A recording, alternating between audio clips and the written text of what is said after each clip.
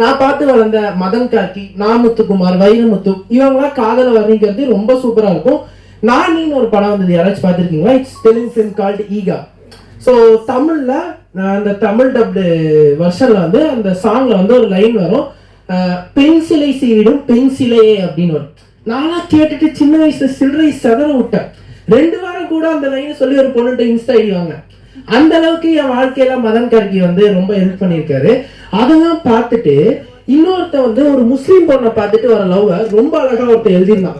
அதை பார்த்துட்டு அவன் கையை முத்தமா கொடுக்கணும்னு யோசிச்சேன் நான். என்ன எழுதியிருந்தான் அப்படின்னா வந்து, உன் முகத்திரையை திறந்த நாள் இன்று என் காதலும் பிறந்த நாள் அன்று அப்படின்னு எழுதியிருந்தான்.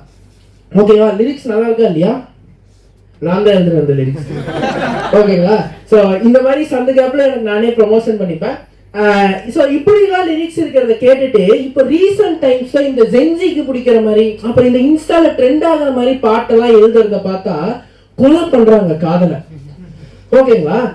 ஃபார் எக்ஸாம்பிள் நான் சொல்றேன், இவங்களுக்கு பிடிக்கிற மாதிரி பாட்டு எழுதுறது ரொம்ப ஈஸி. நீங்க வந்து ரொம்ப வருஷமா கம்பேக் கொடுக்கணும்னு ஆசைப்படுறீங்க, கம்பேக்கே கொடுக்க முடியல அப்படின்னா உங்க பாட்டுல வந்து நீங்க வந்து இம்ப்ளிமெண்ட் பண்ணலாம். ஆர்சிபிக்கே காலம் வருது, எனக்கு என்ன குறைச்சலா அப்படின்னு கேட்கலாம். ஓகேங்களா?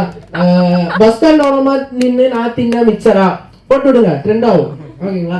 காதலுக்கும் மிக்சருக்கும் என்ன சம்பந்தம் நீங்க கேட்பீங்க. ஆனா நீங்க அதே ஹிப்ஹாப் தமிழா கிட்ட போயிட்டு காதலுக்கும் ஆர்சிபிக்கும் என்ன சம்பந்தம்னு கேளுங்க, அவர் அனுஷ்கா சர்மான்னு சொல்லுவாரு. ஓகேங்களா? இந்த ஜோக் வேணாம் தான் யோசிச்சேன், போட்டேன்.